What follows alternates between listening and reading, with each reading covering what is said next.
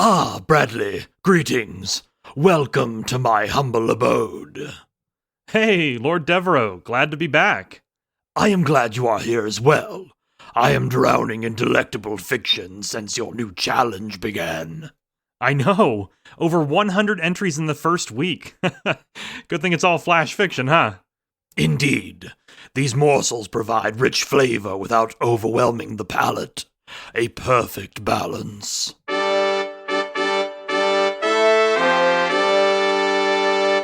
Introducing Sir Finton Marybrook of Devine.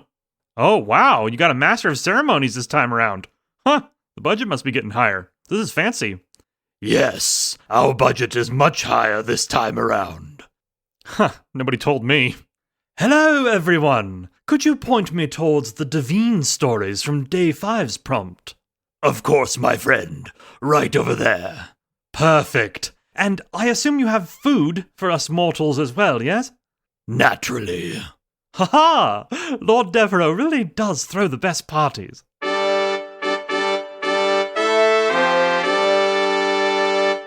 Introducing Sir Arnold of Austria! Oh, it's a good thing I dressed up for this party. Arnold, you're wearing workout clothes. Yeah, these are the nicest clothes I own. Fair enough.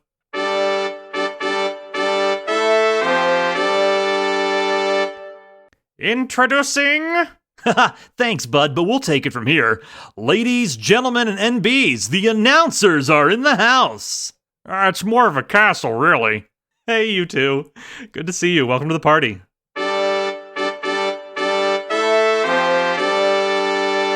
Introducing Lord Schmeagol and Gollum. Oh, wow! I don't think anyone has called us a lord before. Wait until those stinky little hobbitses hear about this. So, anyway, Lord Devereaux, I was hoping you'd join me on the podcast this month to talk about all the stories. Of course. The only thing I enjoy more than devouring your community's stories is talking about them at length. Ha ha! Awesome. Well, I've got 15 stories to talk about. We're going to look at the top 5 from each bracket for week 1 this week on the podcast. Excellent. When shall we get started? Well, if you're free, I was hoping right now. Now? But I haven't had breakfast. And what about second breakfast? Just grab a snack. Let's get recording. Very well. I suppose it is time to record the Saved as Draft podcast. You remembered the name!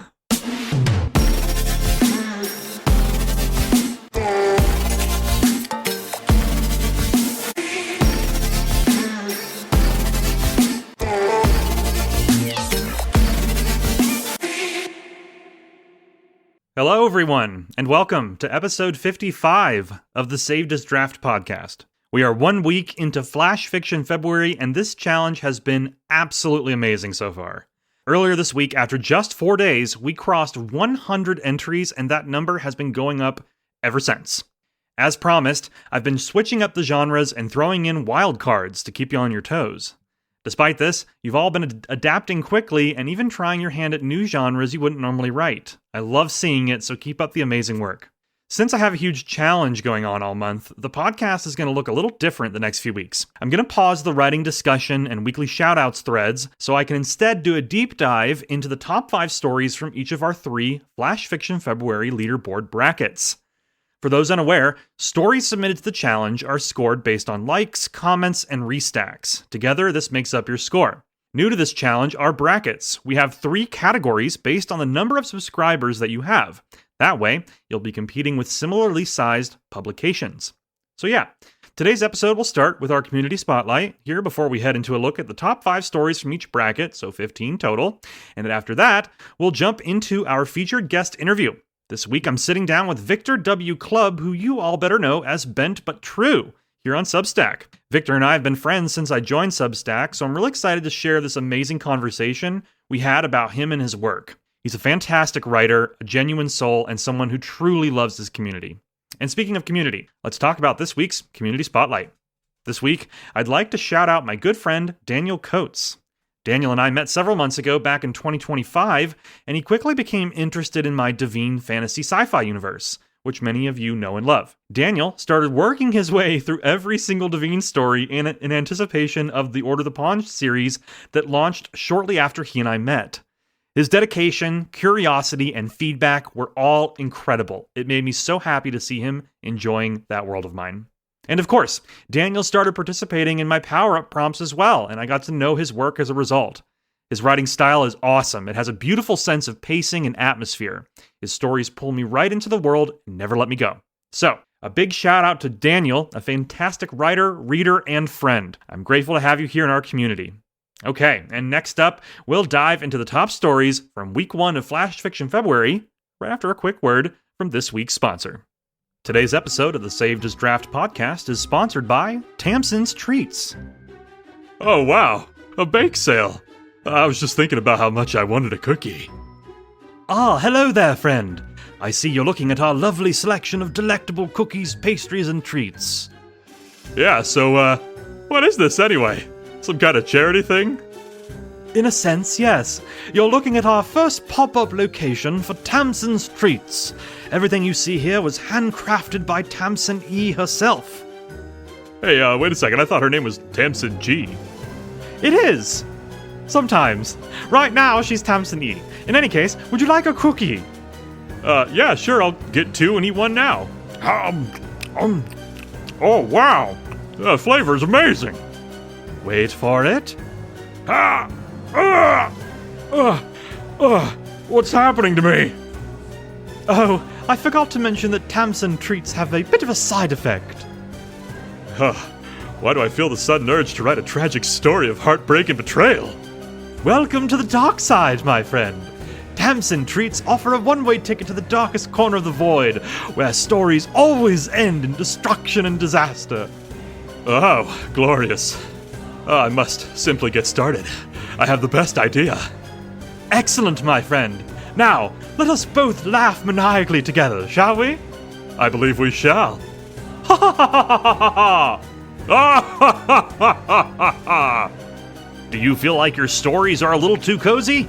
Tired of happy endings? Try Tamsin's Treats today and get in touch with your dark side. All right, and we're back. So, for the month of February, I'll be looking at the top 5 highest performing stories each week across all 3 of our brackets. That's 15 stories total on each episode of the podcast. These are stories that scored the highest on their own for week 1. Now, as you all know, the final winners of the challenge will be based on total scores per author per bracket. Leron and I discussed it behind the scenes, and we've decided we'll share a first look at those big author scores on a leaderboard in the middle of the month, and then we'll reveal the final scores at the end.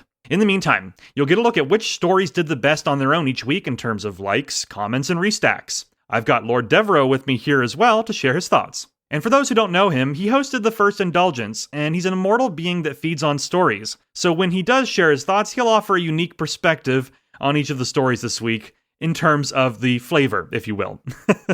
So, without further delay, let's get into it. We'll start with our lightweight bracket, and this bracket is for authors who have between 0 and 100 subscribers. We'll start at 5th place and work our way up to the top story from the bracket this week.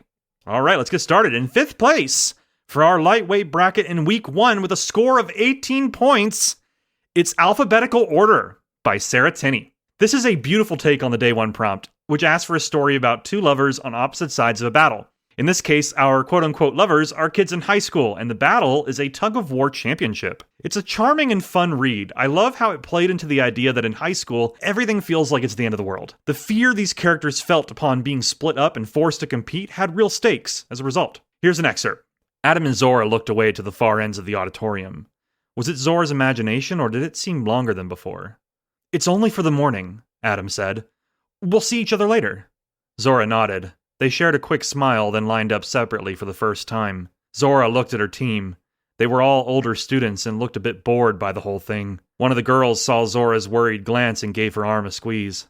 "It's okay," she said. "It's just a bit of fun. Plus, look at these guys." She gestured to the boys. "They're all on the football team." She was right. The football players were good, and they quickly progressed through the rounds. Zora's new school shoes slipped on the concrete at first, but she soon got the hang of it. She even started having fun and wondered if they could win. Great stuff to start us off. Lord Devereaux, what'd you think of this one? I did not consider the concept that a battle could be interpreted as something innocuous like a tug of war. It was a surprise flavor that immediately caught the attention of my palate. Once I tasted this story's premise, I was eager to finish the rest of this delicious appetizer. I do so love these flash fiction pieces, tiny hors d'oeuvres of narrative deliciousness. I agree. Awesome work from Sarah. All right, and our fourth place story this week from our lightweight bracket is 37 Degrees of Violence by Graham Brandham, also with a score of 19 points. And wow, this one's really cool. Graham includes some notes here about how the story is meant to reframe a mundane biological process like body temperature as a mythic treaty between cosmic forces. In this case, they are equals. Their forces cancel each other out, but it's the friction that happens in their clash which leads to heat. It's an incredibly unique concept, and the story itself is written with a massive and epic scope that feels both grand and profound. Not only that, but the writing is beautiful. So many lines, rich with imagery and power. I've got to show you all an excerpt here so you can see what I mean. A heartbeat erupted in the swell of the fighting, a volcano of immense energy that pulsed outward across the battlefield like a tsunami. The wave passed through everything, vibrating through the pillars, rumbling the shields, rippling through the seas of chemicals, and shaking the combatants. In the light of this new enigma, Mason and Vandal both saw something new. They saw that their fighting, their equilibrium, had birthed an improbability. Mason realized then that he was the anvil and she was the hammer. Apart, they were useless metal and aimless force. Together, they were a forge. From opposite ends of the battlefield, they ran towards this new energy source and clashed in an explosion of passion. "I will not let you burn this down," Mason whispered, tightening the cage of stone around the center of this enigma. "And I will not let you freeze this over," she promised, igniting the enigma with torrents of chemical liquid, warmed from her fiery temperament. They swore their enmity like a wedding vow. Wow. Lord Devereux, what'd you think of this one? "So much of our lives are battles, wars of attrition. Take eating, for example. It is a battle between you and your meal. You must conquer it, but it, in turn, must fight a war of digestion to satiate you. These universal truths emerge as profound flavors in this piece, creating a war upon the palate that captivates and delights the senses."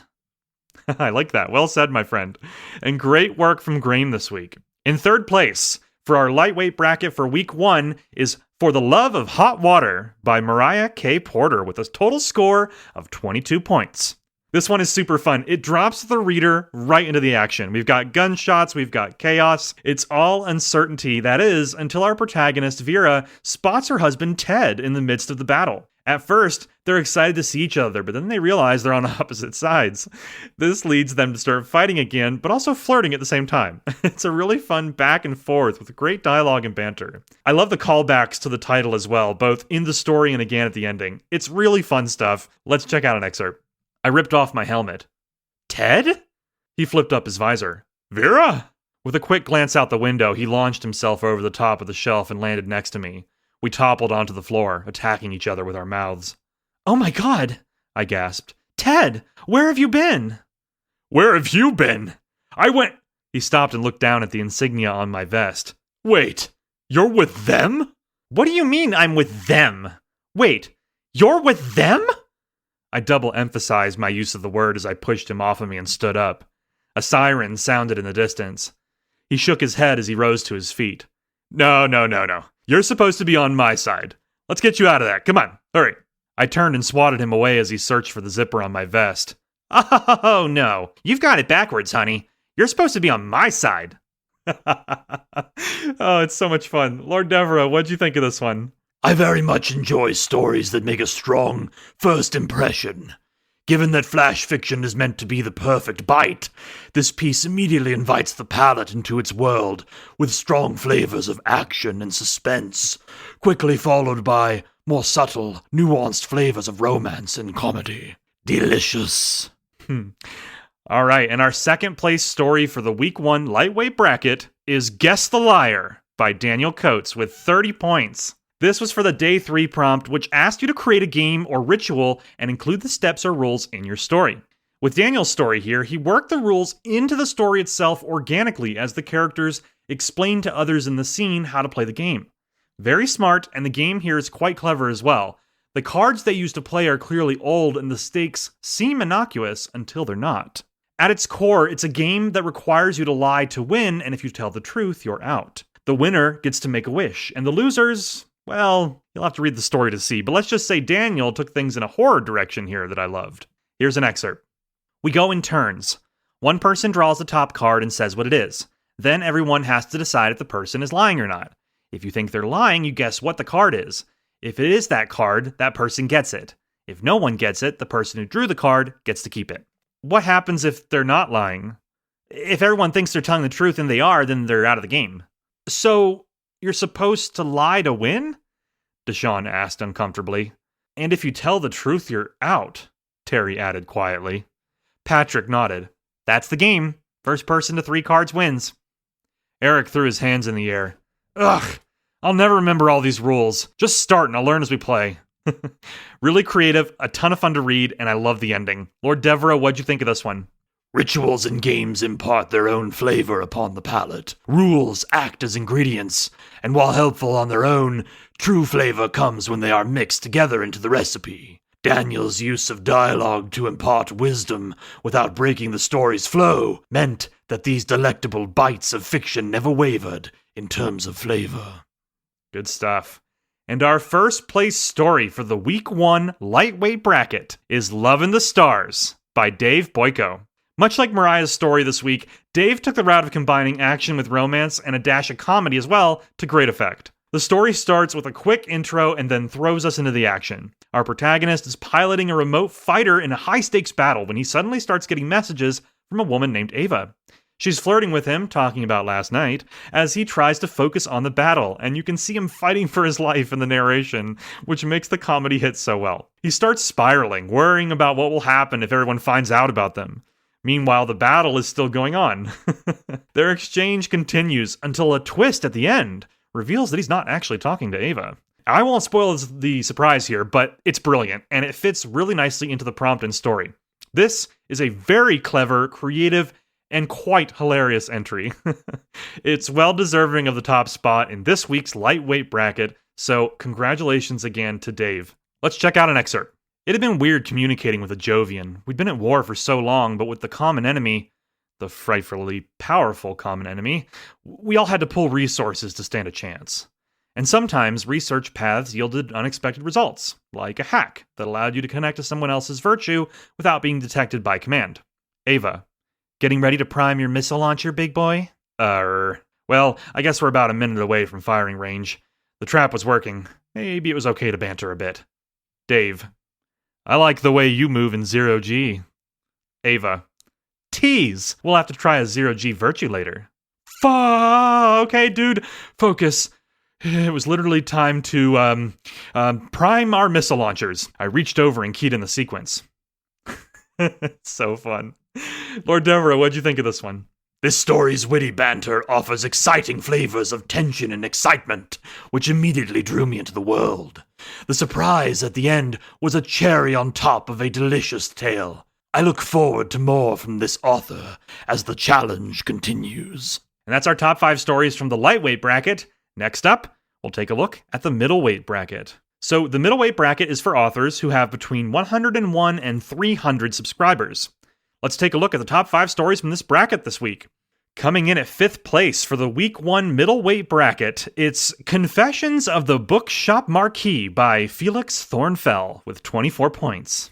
This is for day 4 of the challenge, in which I asked for a cozy mystery involving a book thief. I gave you 3 POVs to choose from, one of which was the bookstore's cat. Felix chose this route, offering up a hilarious story from the perspective of a French-speaking cat. The cat's arrogance and the way it judges everyone around it is so perfect. As someone who has cats myself, this is spot on. It nails the feel while also layering in the elements of the prompt and the wider story. It's packed with cat commentary, and honestly, I'm not complaining. Here's an excerpt. Wait, who are you? Well, I suppose you're here for my endless wisdom. Let me stretch first. Okay, walk with me. That tall one over there is Oscar, one of the servants. It must be said that he's generally useful, other than letting other giants peruse my empire during daytime. Today, though, he's invited the Blue Giants. I dislike their notepad scribbling. One of them was dusting my shelves with pale powder, then ran a brush along the shelves as if it would reveal secrets. They will, of course, clean it up. Great stuff. Lord Devereux, what did you think? I once knew a French poodle who seemed to enjoy the smell of his own flatulence. The concept of a French cat with an even larger ego sounds like a horror story to me. Jokes aside, I truly enjoyed the flavors of this one. The humor was delicious, and the use of French language imparted a silky smooth flavor that I rather enjoyed. Coming in at 4th place this week for the Week 1 middleweight bracket is The Other Little Miss Psychopomp by L.M. Cypher with 33 points as of this writing. Absolutely amazing to see my friend L.M. on the leaderboard this week. Her story here for day 3 of the challenge is a non-canon piece set in her fictional universe, and there's an added layer here as well. You see, L.M. Cypher and Tamsin E are battling it out for the title of the most tragic story on Substack. They're using the same scoring system as me to settle their differences, and that means that you can check out this one and hit those buttons if you want to vote for one or the other. Tamsin's story will show up later here. I'm telling you, Substack lore runs deep, and I love every minute of it. But on to the story. Right away, LM once again reminds us why she's the queen of atmosphere when it comes to storytelling. I felt immersed in the world. It's a combination of sharp imagery, steady pacing, and lots of dialogue to build character. She gets those narrative hooks in you right away, and I love that. In this story, the protagonist is visiting a seer, trying to make contact with her deceased mother. It hits those tragic notes early and often with beautiful flashbacks and italics that further drive home the tragic nature of the piece. The ending, as well, is beautiful and brilliant. Let's check out an excerpt. "Do you have the answers you seek?" the seer asked, and the human fixed a scowl in her direction. "You didn't tell me anything." "Sometimes you are the chain breaker. Sometimes you are the chain. Ashes to ashes, and dust to dust." "Where is she?" "The second loss is harder than the first," the seer said. "Is it not?" "That's it?" Her voice shook. "I came all this way." "What else did you expect? You worked your magic too well." She waved her hand and a final vision appeared. It was nearly the end. The air was thick with sickness and heavy with encroaching finality. Illness had not riddled a body alone. It had seeped its way into every crevice of the home. The walls between this and what came after were thin as rice paper. Beautiful work there. I love that vision at the end. What did you think, Lord Devereux? "I recognize the flavors of this author's work. The bite of tragedy, the sweetness of teardrops, and the nuanced taste of remembrance. L.M. Cypher is truly an accomplished chef. I mean, author. I always get those names mixed up." Well, you do eat stories, so seems like a reasonable thing to mix up. "Indeed." Our third place story for the Week 1 middleweight bracket is Crashing Together by Richard Pack, with 45 points as of this writing. This is Richard's story for the day 1 prompt about two lovers on opposite sides of a battle. Right off the bat, I love the fourth wall breaking here. He mentions the term headticles, and the next line says, "Headticles? Really?" I love it. As the story goes on, there's a dual narrator setup where a secondary character is constantly poking holes at the story the primary narrator is telling. It's a hilarious back and forth, but I loved the romance element from the primary narrator's tale as well. And the ending. It zooms out right at the end to reveal that this story was a conversation in Richard's larger Shipfall universe. I really geeked out at that reveal because, as many of you know, I love connected universe stories. So this is awesome work from Richard and a well-deserved spot on the Week 1 leaderboard. Let's check out an excerpt. "The love of her life, the Redlian's ace pilot, Roosh Vane." Roosh Vane, huh? Sure, we'll call them that, but if their kingdoms were sworn enemies, how did they fall in love? Ah, but you see, for a time, peace reigned out there in the vast beyond. He visited her court as a diplomat, and they hit it off right away. They would sneak off to eat bread together, or go on long walks through the, space forests. You can't just put space in front of something and pretend that it fixes the problem. Watch me. Anyway, when war was declared, she caught him as he was climbing into his ship. "My love," she said, "even should we meet on the battlefield, know my hearts are forever yours. And I would have no one hold my flinglers but you." Sorry, flinglers? Redlians don't have regular fingers, everyone knows that? Oh, right. Obviously. Amazing work from Richard. Lord Devereux, what are your thoughts on this one? Richard's writing has long been a favorite of mine. His world-building treats the palate to a wide range of senses, offering delicious flavors with depth and nuance. This story in particular seemed to dance between genres with its dual narrators, a sensation I've rarely experienced. Excellent stuff.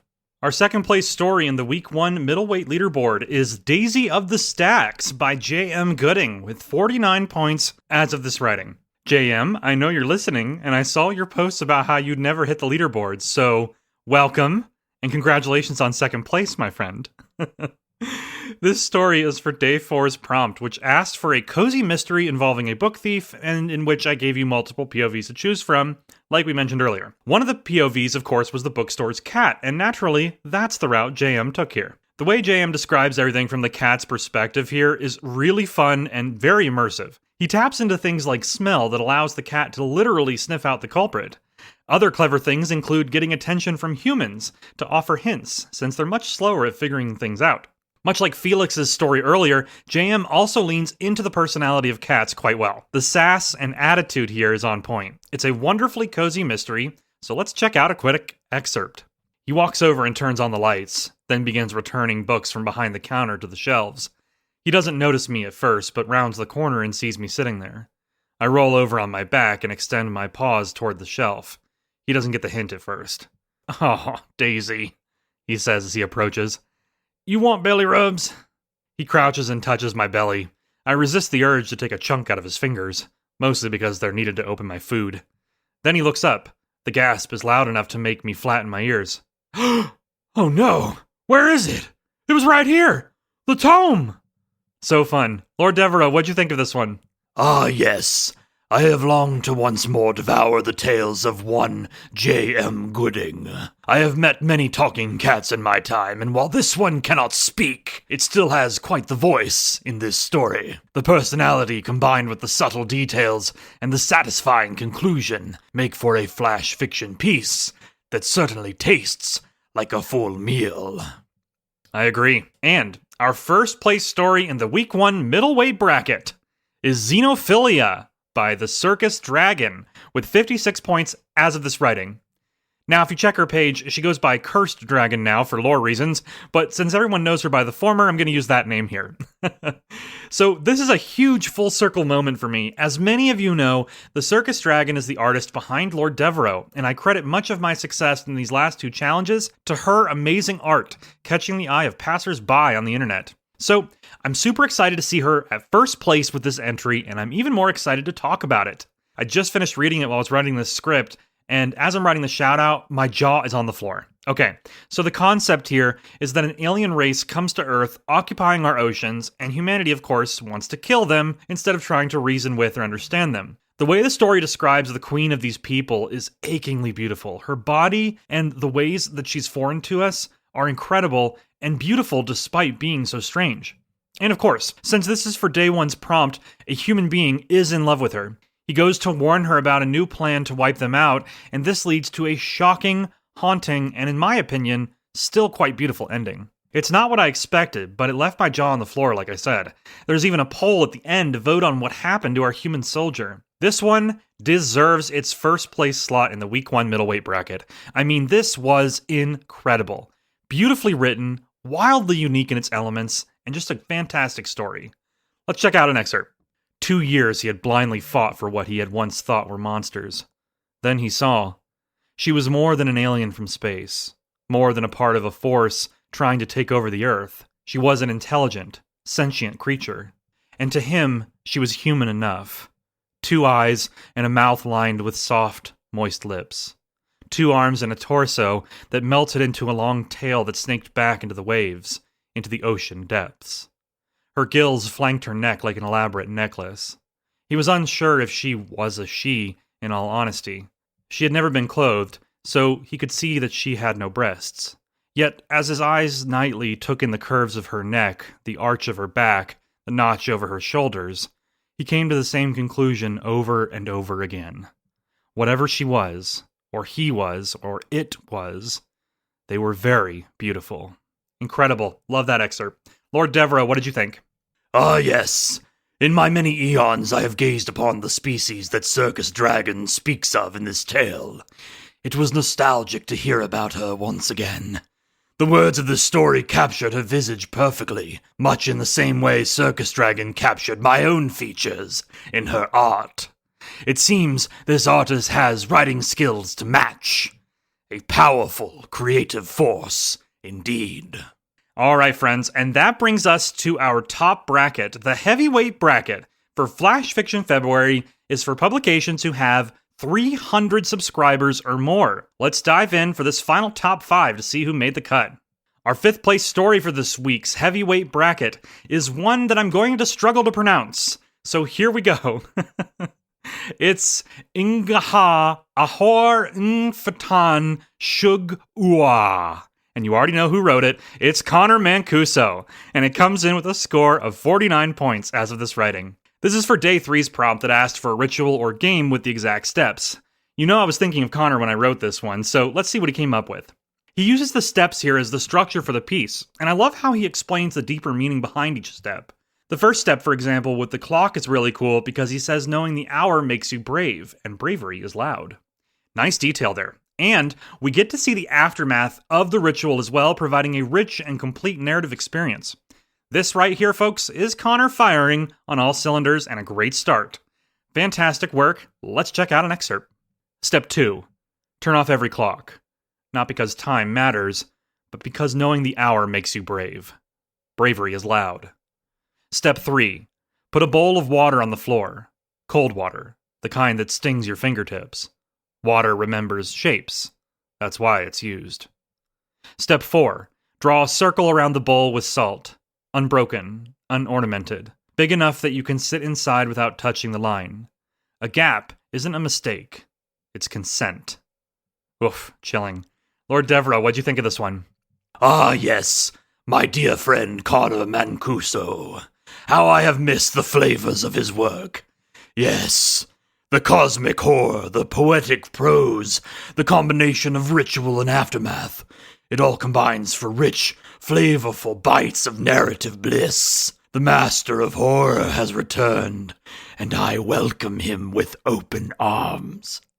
Our 4th place story for the Week 1 heavyweight bracket is Read to Play, Read to Stay by Verdant Butterfly. This is another piece for our Day 3 prompt, and with this one, our friendly neighborhood fairy went with a modern game steeped in poetry and dread. What I love about this piece is how Verdant Butterfly gets us right into the world with opening lines that force you to lean in and build suspense. It sets the stage beautifully, and the rules of the game show up as haunting poetry that I really loved. It all feels historic and focused, like this game has been around a very, very long time and is now manifesting in the modern world. And of course, her writing style here feels like folklore. It adds to the authenticity of the atmosphere in ways that only a very talented author could pull off. Let's check out an excerpt. The circle scratched in stolen chalk, in salt filched from the kitchen shelves. A game of chance, a roll of dice, so unaware they've waged themselves. Read to play, read to stay, thrice the line that you must say. Blood is owed and blood will pay. What you start must end this day. Small things appear with iron feet, boots ringing out like coffin nails, their mouths split wide with sharpened teeth, caps red with blood begin to pale. Oof, chilling. Lord Devereux, what'd you think of this one? Ah, yes, I recall the bite of this butterfly. Her works always embrace the palate fully with the first bite. First impressions are everything when it comes to flavor, and this fairy has the magic gift. This piece weaves in delicious bursts of poetic sweetness, but there's a bitter aftertaste that reminds you that the game you're playing has stakes. Our 3rd place story for the Week 1 heavyweight bracket is Still by Bent But True with 69 points as of this writing. Nice. Bent But True also happens to be our guest on this week's episode. Something I learned during our interview that you'll soon hear is how this author channels their lived experiences into their work. Knowing that aspect of the story makes this piece hit even harder for me. The story follows the Day 3 prompt where you had to create a ritual or game, but in this case, the story is metaphor for a coping mechanism.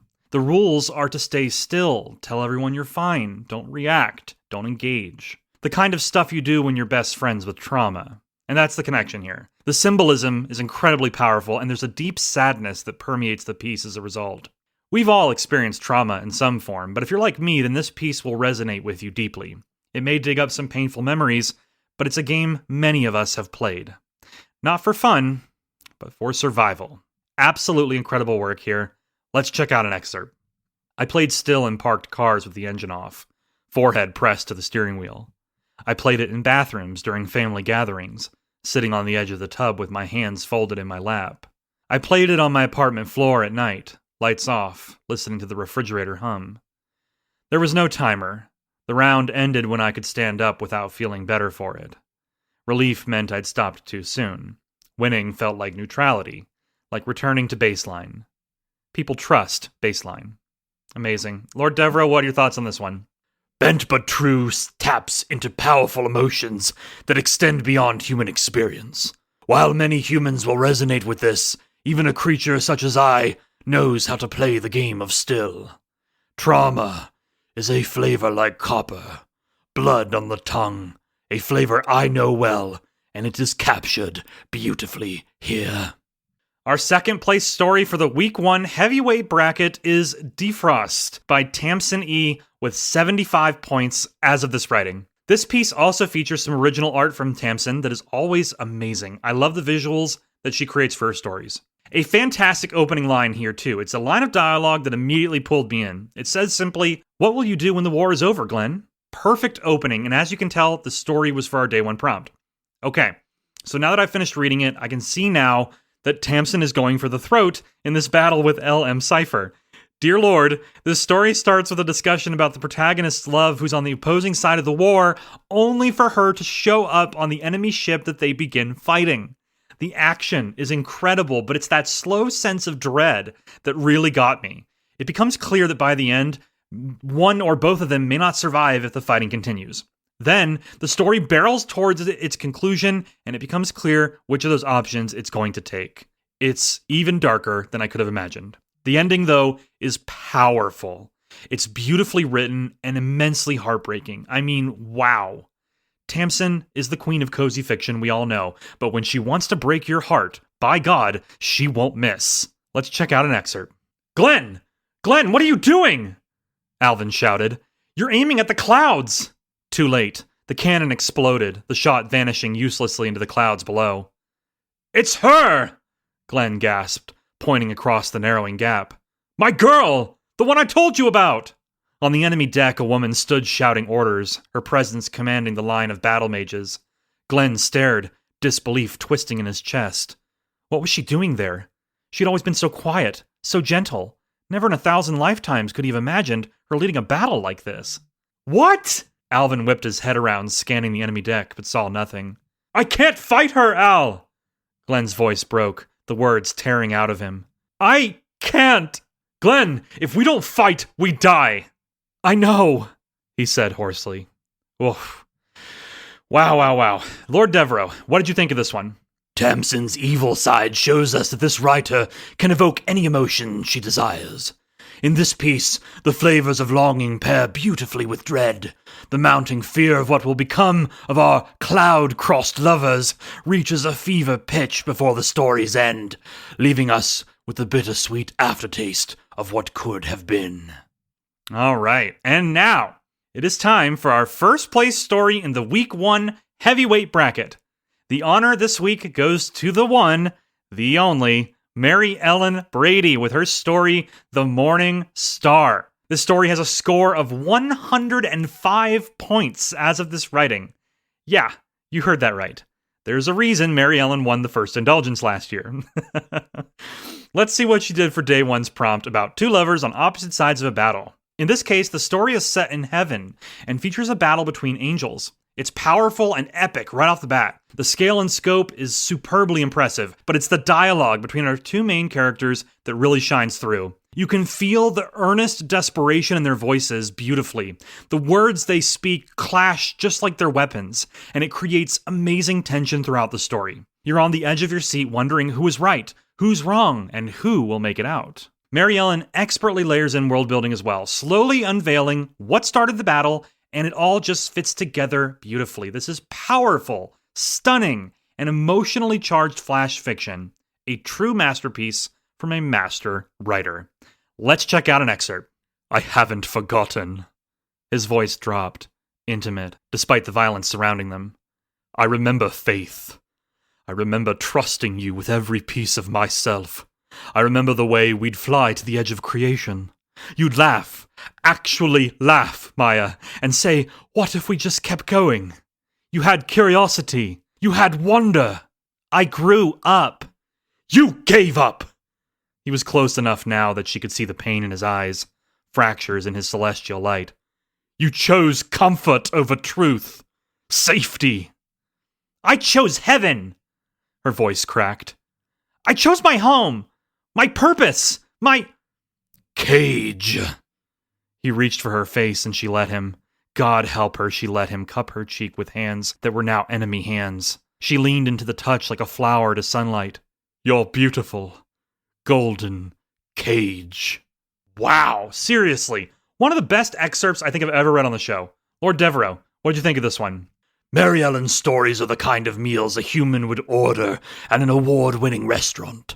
They are crafted by a master chef, perfectly balanced in flavor and depth, wonderful compositions that reflect a true master of the craft. It is a privilege to devour her works, and I am quite pleased she has returned once more to share her art with the world. Positively exquisite. I could not have said it better myself. Folks, we are well over 100 entries into the challenge, and today is only prompt 6. You have shown up in spades, and your talent continues to humble me. This is such an inspiring start to the challenge. All right, next up, we'll dive into this week's guest interview, but first, a look at the Indie Release Radar, powered by BookStack. Hello and welcome to this week's Indie Release Radar, powered by BookStack. You ready for February's releases, Arnold? Yeah, I have to learn how to juggle. Why is that? Because I need to juggle all these new releases with the Flash Fiction February stories. I see what you did there. All right, well, let's see what we got for the first week of February. First up is Bloodlines by Carly Black. Alyssa Carter just wanted to uncover the blanks on her family tree, not discover something rotten. But when the results arrive, everything she once knew about herself is shattered. Her frantic chase to know the truth takes her down a dark path, beginning with the FBI at her door, asking questions about a serial killer she knows nothing about. The DNA doesn't lie, though, and the connection is real. And watchful eyes come from the darkest shadows, hoping to thwart her before she finds the truth. Uncover what it all means when Bloodlines releases, February 6th. Second this week is String of Fate by Simran Kaur. In a world structured from lies, can a fake relationship survive a much more real love? That is the question Anna Choi and Evan Park must answer, as their two very different lives suddenly come clashing together. Between rigid social identities both must maintain, and the softening hidden behind Evan's frozen exterior, one thing is certain. The lines between staged romance and their anonymous chatting is beginning to blur. And with the shadows of the past forcing a dangerous push and pull, Anna and Evan must make a choice that will change everything. But how simple is that, really? Find out when String of Fate floats into our hearts on February 10th. Third this week is Golden Boy by M.E. Sam. As the oldest child in a community of several families licing on a large and idealized estate, Barry Hawkins is fearless and precocious. He leads the children, sways the adults, and rules his own little world. But life in this unique and isolated compound is complicated. The adults abide by their own rules, navigating huge swaths of power-based relationships. And as Barry witnesses the tangled dynamics where men trade dominance, submission, and service, his own curiosity intensifies. Can he too have access to this sort of power and influence? Can he play in the arena and come out on top? But what exactly is he really looking for, and who does he really want to be? Find out when Golden Boy arrives on February 10th. Some great picks to start off February. Thanks to BookStack for helping us get the word out on new indie releases. Find links to all these books as well in the show notes.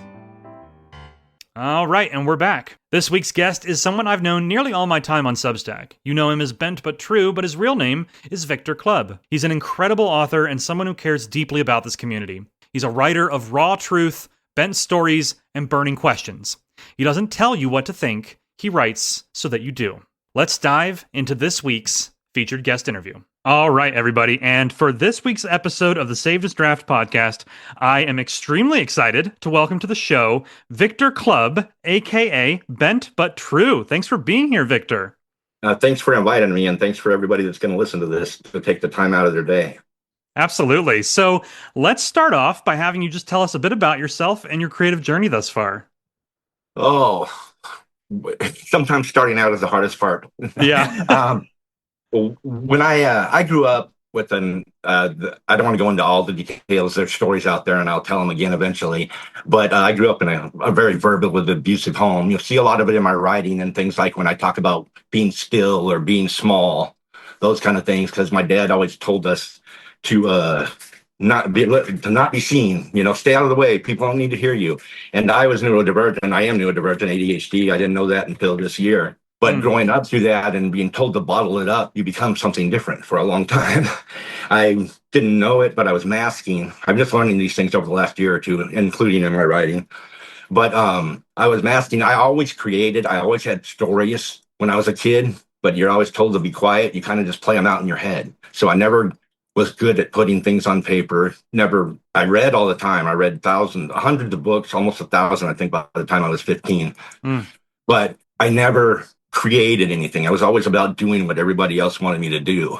And then about 2 years ago, I sat down multiple times. I'd write, and my brain, I tell people, and I even put an illustration up on one of my notes recently. My brain is like 1,000 TVs on at once. I have all these things, hundreds of thoughts firing at the same time. So when you come out with a prompt, or someone else, or an idea for a story someone else does, it's easy for me to just elaborate and tell a story because I got so much going on in my head at once. Up until last year, again, I'd never put that on paper. But now we're at a point that I started using AI. Hold on a minute. I'm sorry. I have a dry mouth. I started using AI to help get those stories out. It doesn't write for me. It's more of a mirror of the things I want to say. And I started learning that I could create, and I've got it to a point now where it definitely is just a tool. It's not doing the work for me. So, I think people can see that in my writing, but that's kind of, I love to create. Beyond that, I love to create. I like creating new menu recipes. One of my dream projects is a actual statue carved out of stone. Those are things I want to do because I want to be a modern day Renaissance man, so to speak. Oh, I love that. I love that. Yeah. And you and I have talked a lot at length, I think, about AI and how it's one of those things where a lot of people see it as black and white, but it really is more of a gray area in the sense that there are use cases for it, like what you described just now, where it can help people who are neurodivergent or who have certain, kind of situations where they need just a little bit of help. It's not writing for them. It's like kind of having a virtual assistant is how I kind of see it. Would that be a fair comparison? I'd say that's almost exactly. It's a process that lets me access my voice, so to speak. It supports reflection, I would say, and not authorship. It allows me to do those things. And there have been times, or especially when I first started writing, that it was generative. I don't know the word that where it generates it for me. But and I realized that's not art. That's not doing something. That's not getting the story out I want told. And that was very early on when I was just playing with it. And then started just experimenting and instilling my voice into it so that I could create the things I've been creating. Yeah, absolutely. I think during one of our conversations, and I still stand by this, I said, if a tool like this means the difference between you putting your work out into the world and not, then I would much rather you use whatever tools you need so that your voice can get out into the world. That's always been my stance. And I know I could have hit it and not said anything, but I think it's important because I think there's a ton of people out there like me that just, you see all the time on TikToks and those things, how much people are realizing that they have ADHD at an older age. It's not personality flaws. It's not, I can't finish things. We're wired differently, and using tools to help us with that wiring, create things that people enjoy, to me, is more important than being a tried and true only on paper with a pen. You know what I'm saying? Yeah, exactly. I wholeheartly agree. The world needs more writers, not less, right? And so if this helps people kind of get their work out there, then it's all good. I don't think there's really anything to be gained from gatekeeping when it comes to writing like that. I'm glad you brought it up though, because it's one of those things where like when AI tools kind of first emerged, I was definitely on the side where it was like, oh, like I'll never touch this or whatever. I'm so anti AI. But then I started to talk to people like yourself, and I started to kind of hear these stories about how, it's yes, there is a bad way to use it, which is the people who are just letting it write for them and calling that their work. But that's obviously Right. not what we're talking about here. And so I think there are use cases for it, in that sense. And so it's one of those things where it's like I like to bring that up in conversations because it is something that I think we should talk about. And be honest about. And again, like I said, if the other option is you're not putting your work out in the world, then I say whatever you use, whatever tools you need. So, how did you first kind of get into writing? And do you remember the first kind of major fiction project that you worked on? Major fiction. I wrote things as a kid in school, but not a lot. And I'm talking elementary. By the time I was in high school, I had kind of done my own thing and I read a lot, but wasn't writing or barely going to school. But over the years, really didn't, honestly, I sat down a few times to write and it just wouldn't come out. I'd get a paragraph or two in and then I'd get sidetracked and I'd come back to it and I'd be like, what am I writing about? So that's the way my brain works. But, 2 years ago, we moved back to St. Louis to take care of my mother-in-law. She was terminal, and I just got there. I wasn't working. I'm disabled, but I didn't have a lot to do either because we're at somebody else's house and we're taking care of someone. So I just spent a lot of time writing. I just sat down and started writing, and I used AI to hone it at first, and then I realized how I could use it as a mirror and go back and forth. And the very first fiction project isn't finished yet because I want to go back and do a much better job. But it's about it's just going to be a series about neurodivergent teens, and each one has a superpower, so to speak, pattern recognition, just things that ADHD people have. Mm, And but not just ADHD, there'll be like a nonverbal autistic girl that sees things through art, and that's her superpower. And they're fighting against uh, corporate conglomerate that wants to control that. But to tie that was my first thing. But I started writing on here on Substack, and it started growing, and I haven't ever went back to it yet. okay, okay. And that was about a year and a half ago, 2 years. But before that, I'd never really sat down to write anything very long at all. Interesting. Okay. Now, is that bigger project something that you may come back to this year? Once you have time, obviously. Yeah, I really want to because like I said, my biggest passion is, and you can probably see it in my writing. I hope people can that I'm very passionate about certain things, whether it's systems crushing people or people getting swept to the side. And with neurodivergent, we're like I said, it's become such a big thing, but because so many of us are and we didn't know it, Mm, and using that to reach teens when they're young and realize that they can use that they're not different, I mean, they're different, they're not less than. They just right. have so. I would like to come back to that because that's ultimately where my passion is. I think we're going to talk about it a little bit later, but we're working on something different right now. But it is something I want to come back to because, again, my passion is for people not to experience the bad things I've had to. I guess that's how you'd say about all my writing. Yeah, yeah, and I absolutely respect and admire that. I think that's a really powerful approach and a really valid way to kind of use your art to make the world and to make people's lives better. So that's fantastic. Um, with that series, I'm just curious, do you plan to kind of write it out and self-publish, traditionally publish? What's the big goal for that series? I honestly don't know. I published published my stuff under neurodivergent publishing on Amazon KDP. I Hmm. don't know if I'll go that route with that. I kind of want to. I kind of want to develop the whole thing as a neurodivergent publishing company, Right.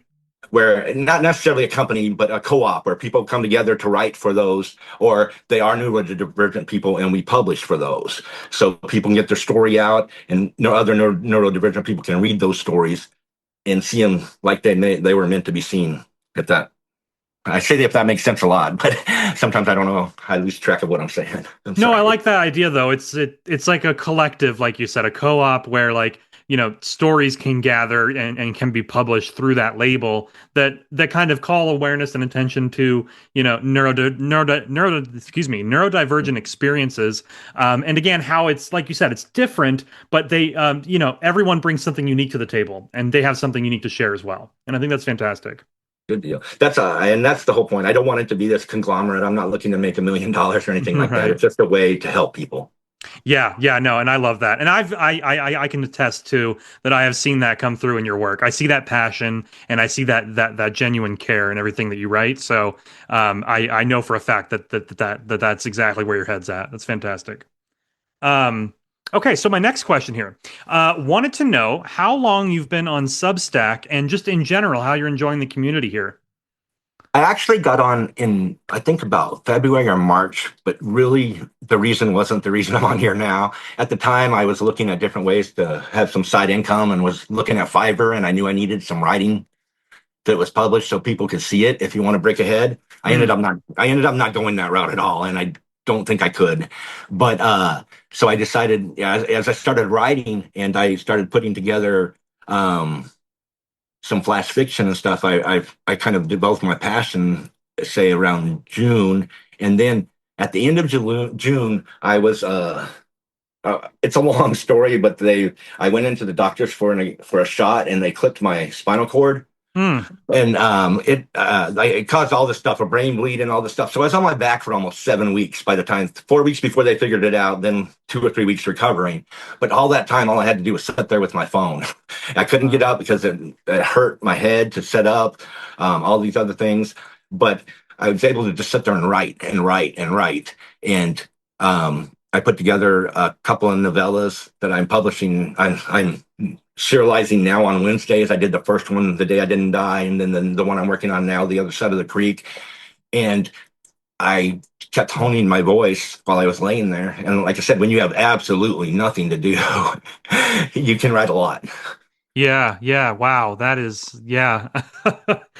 I mean, it sounds like you made the most of the situation. It's like you said, when you got nothing else to do, you just, plenty of time to write. So, but wow, that's horrible that happened though. It is what it is. I tell my wife, I mean, I didn't die.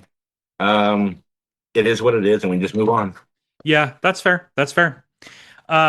So for my next question here, we've obviously talked a little bit about neurodivergence as kind of a major theme in your work, but obviously you write a lot of different types of stories in different genres and stuff. So what other kinds of themes or topics typically come up in your work beyond what we've already discussed? I think we kind of narrow it down. I took a lot of time to think about this, and Yeah. I mean, I write from this perspective anyway. I think it's like I have about 3 or 4 things I focus on, Mm-hmm. and then all my stories.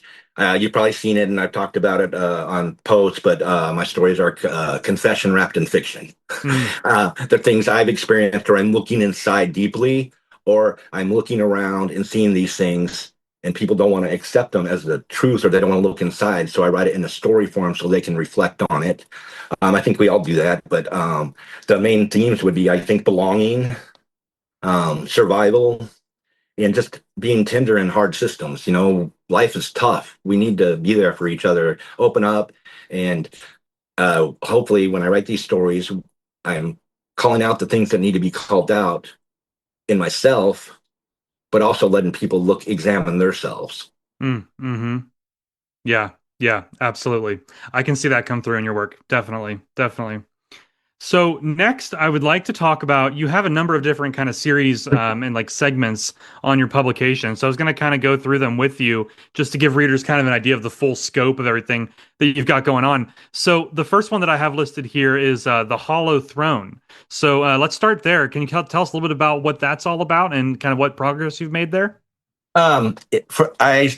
This is a story that I've always played with in my mind with the unseelie and the as far as very seelie and unseelie, and I love dark fantasy, and I tied in a lot of the things I write about, power and consequences. It's basically I guess gothic.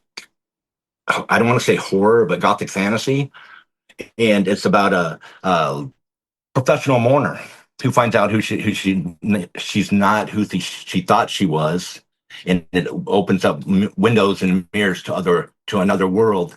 And we're just starting to experience that. We're on a second act now. The first was just kind of introducing her, and now we're starting to let her find out what this world she's come across is. Interesting. That's a really interesting premise. How often do you publish new chapters in this series?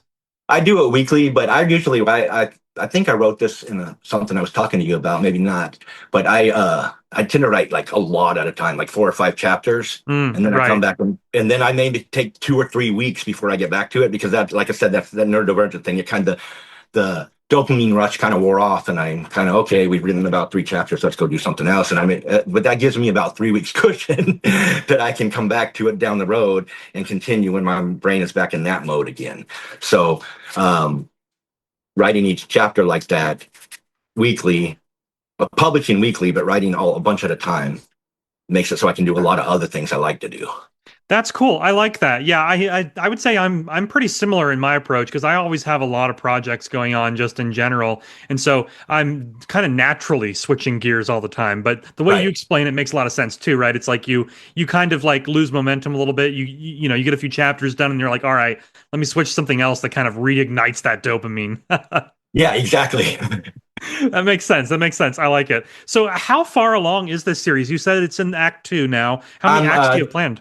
I have 5 total acts, I think, and it's ever changing. Like I see stuff that I want to add.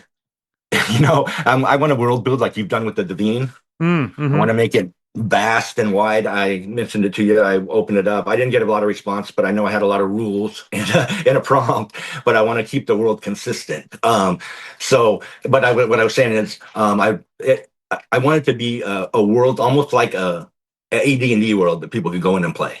I Right. mean, with all these different backstories from different sections, pretty much like you're doing with the Davina. I didn't know that until the last couple weeks. That's what you've done because I've been so busy. Yeah. But now that we've slowed down and coming across, I got to hear your stuff all the way across in the truck. I had nothing else to do, so I was listening to all your stuff, and I was like, "Oh, I get it now." So with the Hall of Throne, that's what I'm trying to do. But like I said, I am every time I think I know where I'm going with it, I do. I have a general outline, but I incorporate new things. I saw stuff called Frozen Fog um, coming across the mountains, and I was like, "Oh my gosh, that's the weirdest thing I've ever seen. That's something that definitely belongs in the story." So I come Right. back and have to reweave it into how do I make this work from here on out so that it's a part of this world. Yeah, yeah, no, absolutely. Yeah, I'm glad that you brought up kind of opening up your universe for kind of people to contribute. I remember you sending me the post that kind of outlines sort of the guidelines and rules, and I do plan on contributing as soon as I have some time. Oh, I Um, understand. We're all busy. but my question for you there is, I think you told me this already, but there's no time limit on that, right? You just have kind of an open No, invitation. no, I just opened it up. Like I said, I kind of again didn't realize it until the last week or so. But I want to just world build beyond that. I had talked with the circus dragon a lot. That's how we first started talking, Ah, and she was supposed to. She is helping me create the world, but we've got so much going on, and she's got so much going on that I wanted to write on it, so I started writing. But we yeah. had created a codex of things like the different. They'll find out more, but there's different houses of Sealy or houses of the Fae, Uh-huh. and you'll find out more about that as they come. But I even went down to developing colors for the way their house is seen and those kind of things. I don't want to think like house like normally because it's nothing like anything I've ever seen before, but it's an easy way to explain it.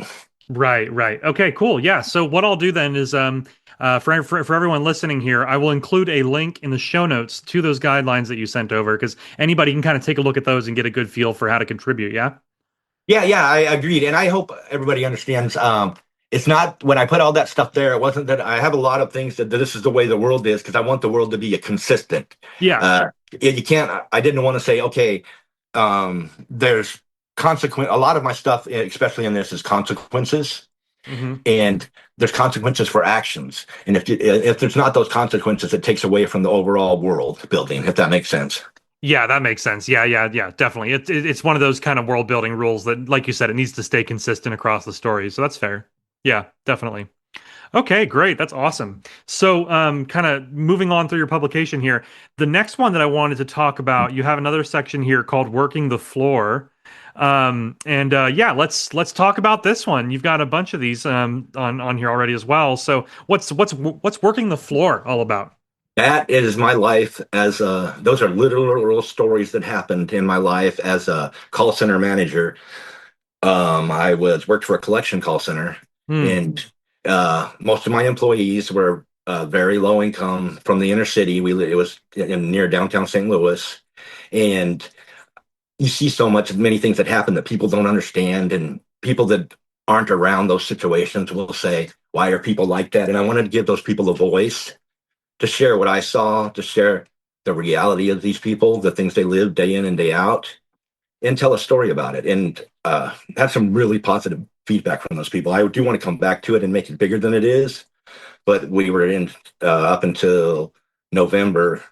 It had been kind of calm, but then her mom started going downhill. So I just had to put it all on hold and put it away for a while. But I'm really big about giving the unspoken a voice. Yeah, absolutely.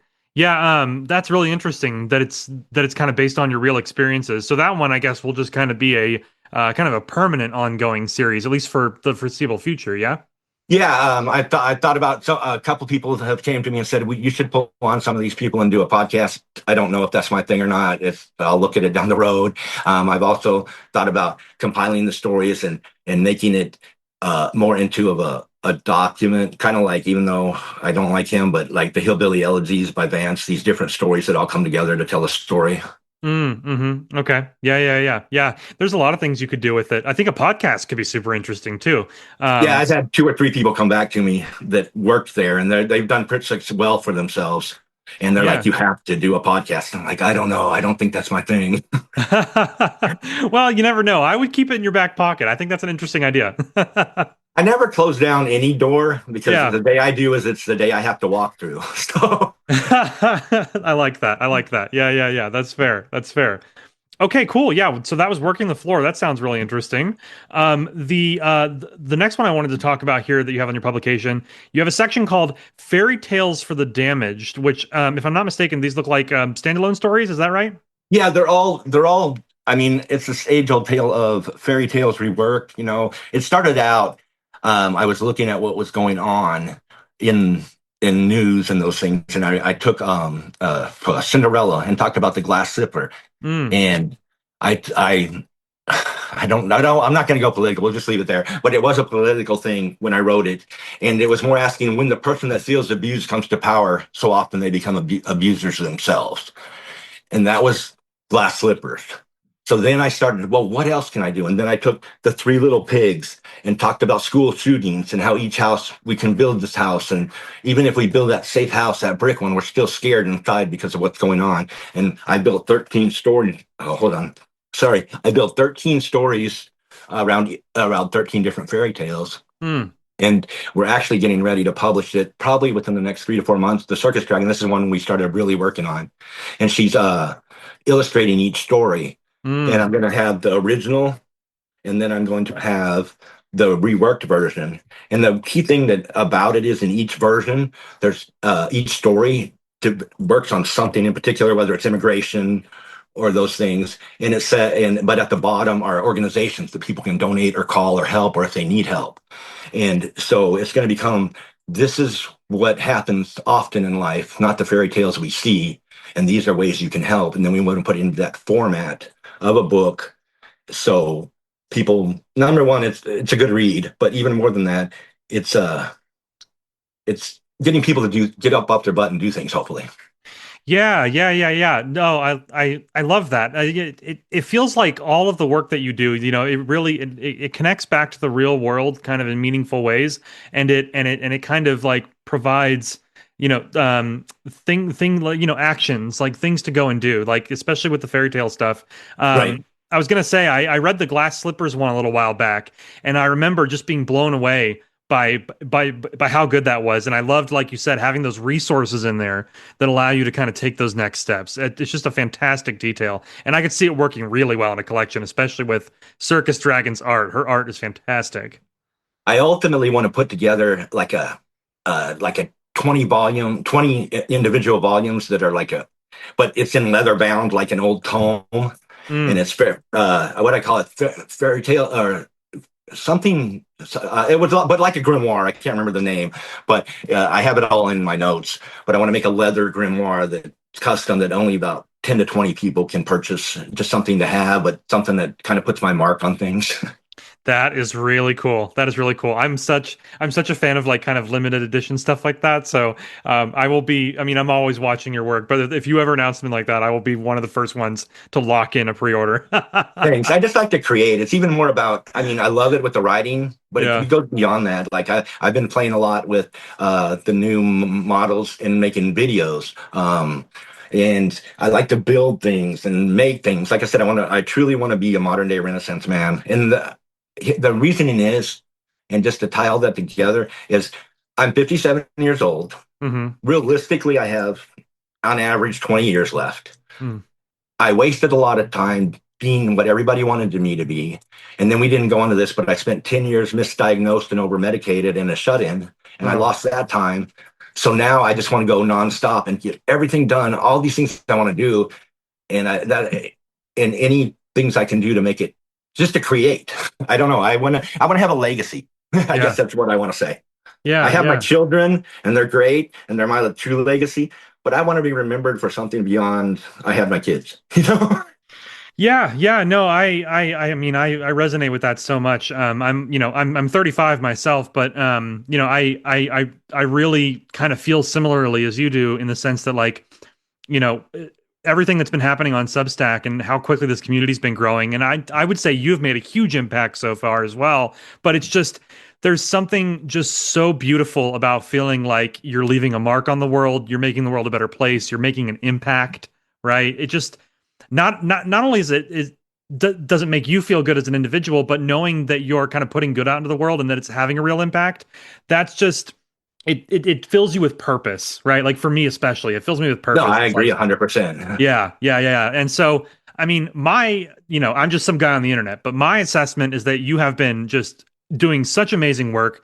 And we still have a couple more kind of things on your publication to talk about here, but all these different channels that you're doing, these different series, different topics, this is all perfect examples of how you've hit the ground running, you're locking in, you know what you want to do, you've got purpose and drive, and you're making an impact. I mean, you've had an impact on me, and I know so many others as well. When your name comes up, it's always about how your work has impacted them.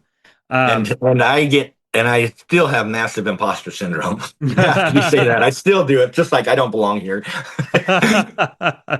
No, I always. I'm sure you've heard me say this on Substack, but I always say that imposter syndrome is the writer's equivalent of like the common cold or the flu. Right. And everybody's gonna get it, probably more than once, right? Yep, exactly.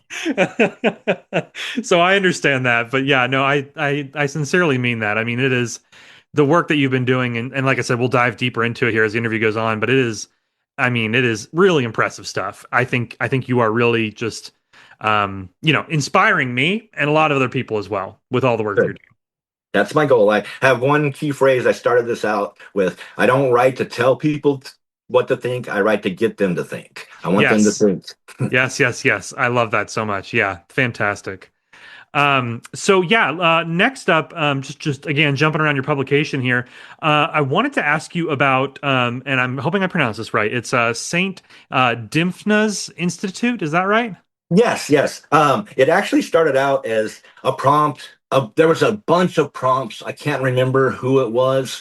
And I hadn't even really started looking at your prompts or anything. It was like late September, and they were just talking about different ideas, and it was a bunch of like 20 different prompts, and I kind of mixed two together in my mind and thought, how cool would it be to do psych evals on cryptids? Right.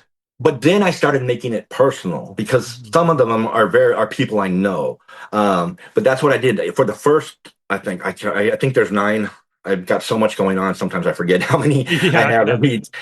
But I did 9 standalone intake eval forms, or not intake eval, but I can't think of the word right now. But they're the forms that show what a psychiatrist fills out. The DSM forms, I think, is what I'm trying to say. Okay. But it breaks it down, and the way I structured each one, I looked at things they're exhibiting, observations of the person reading them, and it breaks through each one of those and gives a complete psych eval of different cryptids. I have the one that was based on my daughter. She's a banshee that couldn't scream.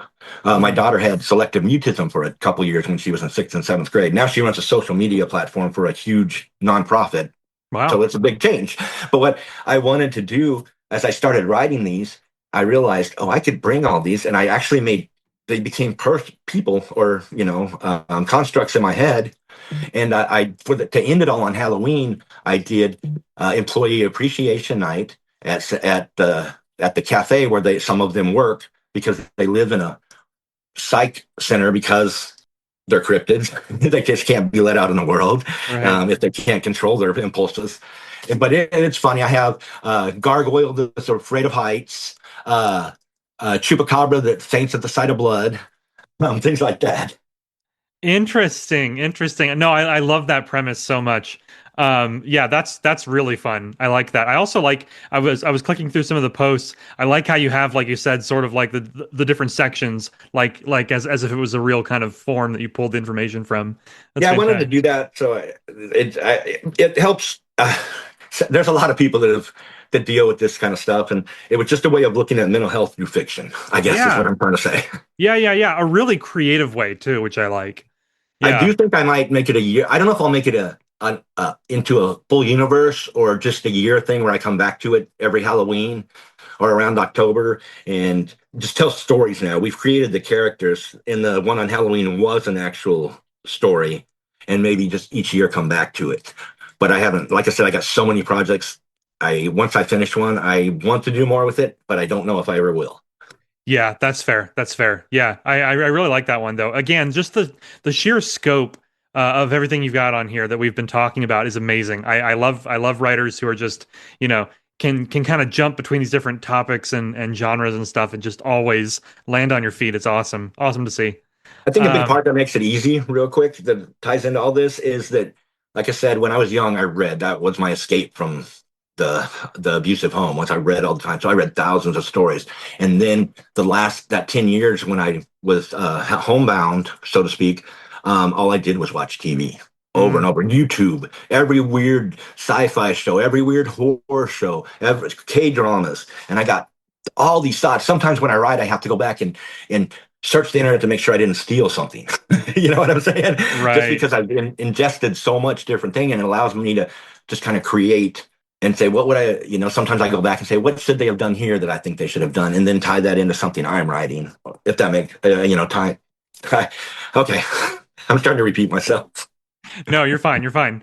Yeah, that makes sense though. That makes sense. Yeah, given the sheer amount of content that you've consumed, in your lifetime, it makes sense that you would kind of be overflowing with ideas.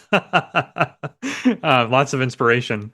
Um, so the other section you have on your publication is just called Stories for the Bent, which, if I'm not mistaken, this is kind of where stories that wouldn't fit into your existing series kind of go. It's like your kind of standalone, short stories. Yeah. It started out I started Stories for the Bent. I quit doing it as I got into your prompts Yeah. in October and other prompts, but I would just ask people for prompts each week, and different people put stuff up, and then I picked one, and then I wrote whatever thing I was looking at, what system I was fighting against, or what I was trying to say about belonging, and then tie it into the stories they wrote. And that's where it started. But now it has become a repository from one-off stories that, like, maybe some of these from Flash Fiction February would go in there because they don't tie into anything else. They aren't that 31 days of horror.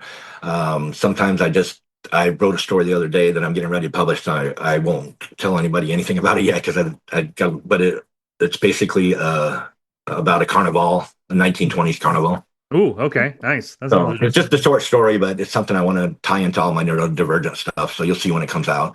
Okay. But so all of that's what yeah, Stories for the Band has just a lot of different oddball stuff now. Okay. Awesome.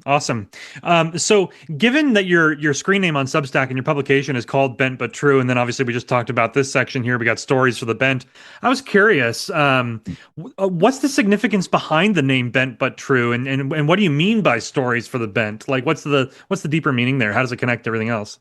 It actually started out in some YouTube videos I was making, Uh-huh. and I was creating just an idea. But I realized, just looking back at my life, I was just reflecting on my life, and I Yeah. realized I'd been beaten and battered, and had good times too. but the road has bent me, but I've never strayed from the purpose of wanting to help other people. So I'm true to who I am. And that's what it is when I say bent but true, life may screw up your dreams, but if you maintain who you are deep down, none of that stuff matters. It sucked that happened in the hospital, but it hasn't changed anything. I still am who I am. So why should I get bitter and angry? Or, ultimately in my life, I feel like I put here to help other people out, whether it's through writing, whether it's through doing something for them. And as long as I remain true to that purpose, no matter what form it is, then I'm doing the right thing. And that's where all that came from. Yeah. No, I love that so much. Yeah. Yeah. I wanted to hear your interpretation of it, but that's kind of what I thought the meaning was behind it. So that makes a lot of sense. It also makes me think of the phrase, bent but not broken, right? I mean, it's something I've learned over the course of my life, is that it's like you said, when you go through really hard times and life-changing type stuff, you can come out of it one of two ways. You can either come out of it with deeper compassion and deeper kind of empathy for others who've been through similar stuff, or you can turn bitter. I myself like to think that I've come out, as the former, and obviously you have as well, with your focus on helping others. And I just love that. So that I think that name and that kind of brand really does fit. That's awesome. And that's what like I said, I have used my name more because when we talked about that in the beginning, but ultimately it's about what I'm doing, not about who I am. Right. No, fantastic. Great answer. So yeah, the only section we haven't talked about is the 31 Days of Bent Horror. Now, I wanted to know, was this a section you started during the first indulgence? Yes. I think the first 2 or 3 prompts was yours. I think there's a few that I didn't that were prompts that weren't yours, but I just wanted to compete and see how I could do because I've never done that. Yeah. So that 31 days, I just sat down and said, okay, for the next 31 days, we're going to write horror. And I'd looked at some gothic fantasy and different psychological horror stuff, but to expand into all the different sections was fun. And getting to do that, I mean, it was mentally taxing. I mean, I know it's people say you're just writing, and I know a writer understands this, but to do 31 days, a new story each day, sometimes I was getting my stories mixed up. Yeah. The first and only time that I have ever done that was last year for Flash Fiction February. When I hosted that challenge, I told myself, I'm like, this, I was like, you're going to do it this year. You're going to write a story every day in February. That's always been my goal. And I did it. But this year I've decided, because it is super taxing and I have a lot more going on this year, it's like, okay, I'm going to contribute to my own prompts when I can, but otherwise I'm going to focus on, making sure the challenge is running smoothly. And obviously, putting in time to read other people's work and talk about it on the podcast. But I know definitely how hard it is to do 31 days of stories in a row. I mean, that was truly impressive. I think it was you, Mary Ellen, and Connor Mancuso, I want to say. There may be someone else that I'm forgetting, but I know you three. I know I was hanging out there for a while, and then they ran off, and I'm like, I'm too tired, and I got some stuff I want to publish, like the St. Dimphus, so I took a few off. Right. I was like, I can't keep up at this point. Yeah, I still think about. I believe it was. If I'm not mistaken, you did several stories set in this world, but the first one was called The Bone Choir, I think, right? Yeah, that's my favorite one. I didn't put that. I haven't done a lot with that because I want to develop it into something more. The first one was The Bone Choir, and I came up with the idea of just walking in and seeing the skulls breathing dust and a hum coming, and it just penetrates you. And then I started exploring it farther. How could I tie that into what the stuff I write? I call it the bent but true ethos. It's right ingrained in there. And I realized, what if everybody in the world had to tell the truth or die, even the slightest white lie? And that's where the expanded story came to. I think it's the Bone Choir, The Day the Lies Died, and just kind of expanded it to there. And then I realized, dude, this could turn into a really cool big type of thing. With newspapers or news people dying on camera because they can't tell the truth about what's happening, or those kind of things, politicians dying. And then I realized, wow, this could be a major, big, involved story. So I didn't include it in the first indulgence anthology because I wanted to keep it for myself, to be honest. Totally fair, because it is a really unique concept, a really cool premise, and just like that first story was so striking in terms of the imagery and just the way that it was written. I mean, it was. Like I said, I still think about it, and I can't imagine there will be a time where I ever forget it. It was a great story. I have learned through all that I'm better with atmosphere than I am with dialogue. I'm working on dialogue. For Most sure. of my stuff seems to be Yeah. written. Yeah, your atmosphere though. I mean, it is second to none. I mean, it is good. Thanks. Yeah. Yeah, no, I mean, yeah. Whew, yeah. Yeah, so you actually just mentioned this, so it's a perfect transition. I wanted to talk next about the first Indulgence anthology that you kind of spearheaded, A Tasting Menu of Terror. Still, I mean, I again, like, no one has ever kind of taken anything that I've only done a few writing challenges, but just in general, in my life as a writer, I've never had something be so impactful that members of the community would come together, create art, pull together the stories, go through the effort of publishing it. I mean, this was just one of the most humbling and truly just amazing, like once in a lifetime kind of experiences watching this come together.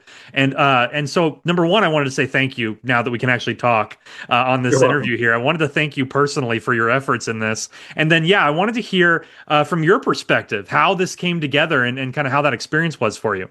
Okay, at first it didn't come off as this.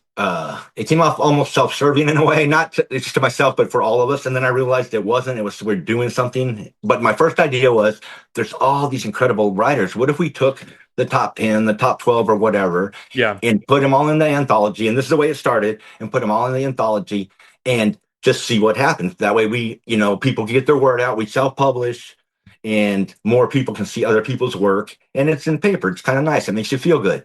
But then you had mentioned something in the chat about the financial situation. Yeah. And I'm like, we could really use this to do something, because it's never been about the money for me. I want to pay my bills and be able to do things I want, but I don't need $1 million. I don't need all that stuff. I just want to, like I said, help other people. So then I'm like, what if we did that? And I reached out to a bunch of people, the top 10 and a few others, and they were like, oh yeah, great. We'd love to do this, not only for us, but for you, for Bradley. And we just said, let's do this and make it the best thing we can. Now, I'm going to be real clear here. People give me a lot of credit. I came up with the idea in the guidelines. Tamsin and a few others did all the work. Actually, more than a few others. There's a whole group of people, and I couldn't even name them all. I didn't write them down, so I'm not going to start naming them off. But they came together and did the work. I just guided it. For sure. Yeah.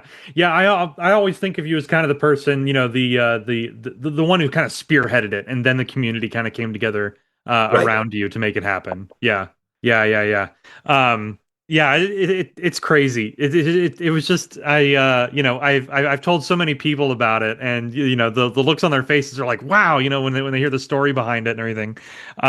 So if I'm not mistaken, you're actually looking to do some other type of stuff like this to help out other authors, right? Actually, there's a group of us. I realized when we did the first one and how many people loved doing it. Mm-hmm. I'm going to be honest. I'll give you the numbers later, but we're not making a fortune for you.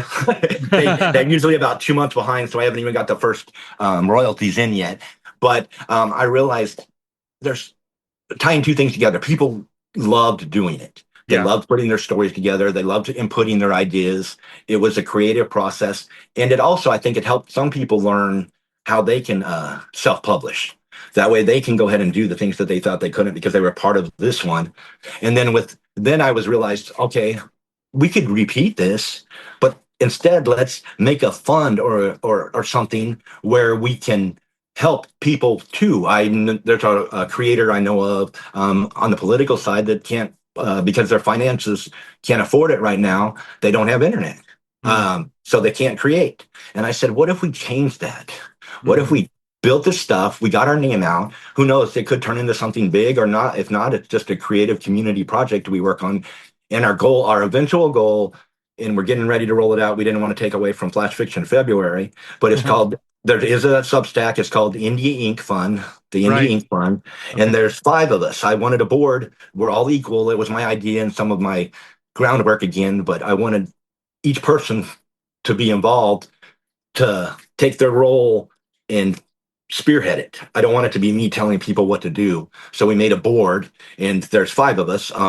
Jen Jorgensen is in charge of operations. Yep. The Verdant Blood and Fly, Heather Patton, is in charge of community. And then we have the Circus Dragon and Startup Illustrating in charge of all the artwork. And then Judith Klinger as handling finances. And then I am kind of guiding it all, spearheading it. And then I'm doing a lot of stuff as far as figuring out where we go from here and how we can get it funds given to us so we can help other people. But we're going to create this fund. And so in February, we'll issue our first prompt. People will input. We're going to have photos. They're going to be able to create pictures, images for artists, or to write a story. And we're going to include the best ones. And we still have to work through the process and how we're going to do that part. But then sell that. And then as we sell and create funds and we build up a fund, we'll have a place. So if somebody needs a plane ticket to get home to see their parents who are passing away, there's a place they can go. And for now, and we're going to limit it and focus on the fiction community and just do what we can to help those here on Substack in our community. But then hopefully in my dreams, it grows into something bigger that's helping creators all across the world. Right. No, I love the vision for that. That's amazing. And you said the Substack is already live for that. So, as you're kind of getting things together here, how can people support? Should they just go and subscribe? Is there anything they should be doing to kind of contribute at this point? I think at this time it's just subscribe. Okay. And I posted something Heather did. We are looking at some other options. I don't want to say anything because we've talked about a bunch of different things. And then I don't want to say something we're going to do and then we decide that's not it. Yeah. But there are some things we're going to talk about. But the best thing people can do right now is subscribe and watch for those posts. But in March is when we'll roll out and we'll make a big deal about it. Okay, perfect. Yeah, I'm going to make sure to include a link in the show notes to the Substack. But that sounds amazing. Definitely going to keep an eye on that. Okay. Awesome. So, coming up to my last couple of questions here. Are there any other creative projects you got going on in 2026 that we haven't already discussed? Anything going on behind the scenes, or anything else that you'd like to promote that hasn't come up yet in our conversation? Honestly, I'm going to keep working on the Hollow Throne. The novellas I posted, there were 3 of them. The first one was The Day I Didn't Die. The second one is called, that I'm in the middle of right now. I've already written it, but I'm posting, is The Other Side of the Creek. And then there's one other. And each one is based on identity. And I think I'm going to tie all them into one novel and self-publish it. And then other than that, just keep working on what I have and see what's going on. I try not to go too far out because life changes so much.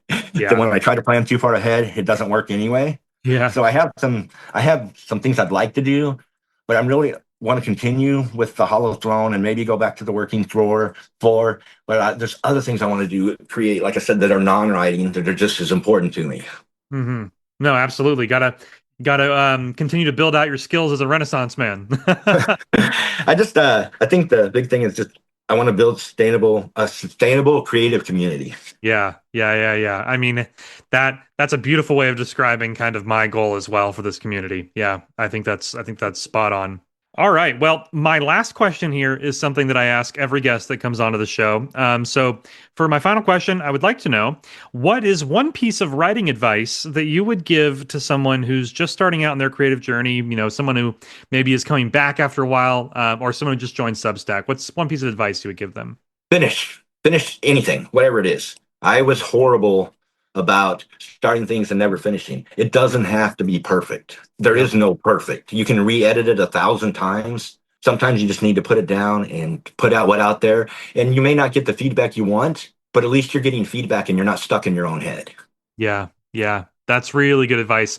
A phrase that I heard that I love repeating is, it doesn't need to be perfect. It just needs to exist. Right. Exactly. And yeah. I'm not back in those days, but I'm sure people complained about Shakespeare, and I'm sure people complained about Poe. We know they did. Every person's different. To me and my wife, very much alike. Not really, but we have common goals, interests, those kind of things. But we can read something and take something completely different away. So don't get caught up in what each individual is thinking. If you're telling the story you need to tell, and you feel like it. Put it out there, I guess is what I'm trying to say. And if you get feedback and it's consistent and 10 people are telling you to do this, maybe you want to look at what you're doing. Yeah. But don't think you have to please everybody. Yeah. Because you literally can't. Right. Impossible. Yeah. No, that's fantastic advice. I wholeheartedly agree with that. All right, Victor. Well, yeah, that comes up to the end of my questions here, but it has been such an honor to be able to talk to you like this, have a conversation with you. This has been just such a wonderful interview, and I know you've had a lot going on in your life, with the move and everything. So, just wanted to, say thank you again for taking the time to come onto the show here. I'm really excited for everyone to hear your story here. This is amazing stuff. Thanks. It's exciting too. I mean, it's exciting to be on here. I look at when I started writing, and then now I get to talk to people about it. And I think the biggest thing, you making it available, but technology has allowed us to do all these things. Years ago, we'd all be stuck in our rooms trying to convince our family that we wrote something. Yeah. Now we can talk to other authors and use those things.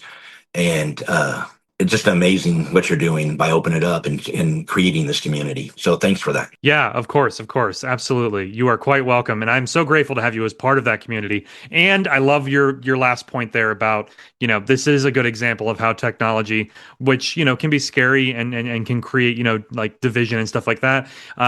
This community and everything that we can do as a result of the technology available to us is an example of how, it can lead to very good things and it can bring people together. Very much so. Thanks again. All right, and a huge thank you to Victor for joining me on this week's episode. That was a fantastic interview. Remember to check the show notes for links to some of Victor's work, including guidelines on how you can write your own stories in his connected universe. And last but not least, it's time to talk about next week on Substack. Well, next week will be more Flash Fiction February. You can expect daily prompts and a wild card or two to keep you on your toes. I myself will also be reading and judging the Devine Challenge stories submitted for the Day 5 prompt and that little mini challenge that we're running as well. Sarah Rush, the prompt goddess, will be judging the Devine stories as well. She's going to read them, not knowing who wrote what, which will add some additional fairness and objectivity to the judging. After all, I know most of you who entered, so I'm trying to be as impartial as possible. Before I wrap up here, I just want to thank you all once more again. This is my second year of doing Flash Fiction February, and this challenge is already shaping up to be the biggest one that I've ever done. The sheer talent and creativity that surrounds me in this community is staggering, truly. I cannot thank you all enough for being here and for supporting everything I do on the writer's journey. It is an honor and a privilege to be writing alongside all of you. Thank you as always for listening, and I'll see you next week. This is Bradley Ramsey, signing off.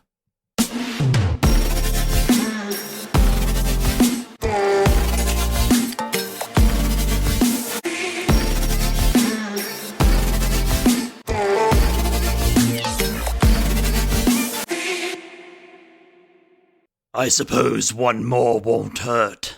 Lord Teverow, not this again. You need to learn when to stop eating stories. You gotta pace yourself. It's not my fault there are so many.